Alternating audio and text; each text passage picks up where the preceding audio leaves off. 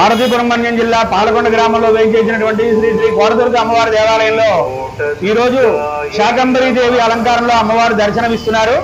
అయితే ఈ శాకంబరీ దర్శనం ఎందుకు చేయాలి అన్నది చాలా మందికి సంశయం.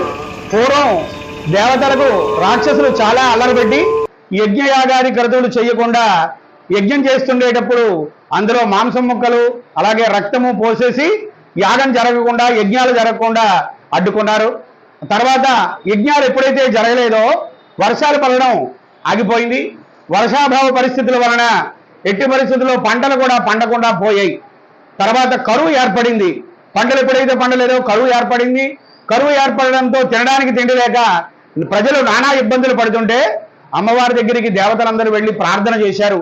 అమ్మా, ఈ సమస్యకు పరిష్కారం నువ్వే ఆలోచించాలి, మాకేం తోచడం లేదు, పంటలు పండడానికి 6 మాసాలు టైం పడుతుంది, అటువంటిది తినడానికి ఇప్పుడే బియ్యం లేకపోతే ఎలాగని వాళ్ళందరూ ప్రార్థన చేస్తే తక్షణమే చేసేది లేక అమ్మవారు తమ శరీరంలోంచి వరి కంకులు పండ్లు సమస్త తినుబండారాలన్నీ కూడా సృష్టించి తన కళ్ళలోంచి నీటిని నదిలాగా ప్రవహింపజేసి సస్యశ్యామనం చేసి మళ్ళీ పంటలు పండేటట్టుగా వాతావరణ సమతుల్యాన్ని సరిదిద్దిందని, అది ఈ ఆషాఢ మాసంలో జరిగిందని, ఈ ఆషాఢంలో ఎవరైతే ఆమెను అందంగా శాకంబరీ దేవిగా అలంకరించి అర్చించి పూజించి దర్శించి తీర్థప్రసాదాలు స్వీకరిస్తారో వారికి ఈ దోషములేవి కూడా అన్నీ కూడా పోయి వారికి ఆరోగ్యాన్ని ప్రసాదిస్తుందని శాస్త్రం చెప్తుంది. కాబట్టి మన గ్రామంలో ఈ అమ్మవారిని శాకంబరీ దేవిగా అందరి సహకారంతో భక్తులెల్లరి ఆదరాభిమానములతో చక్కగా ఈ కార్యక్రమాన్ని ఈరోజు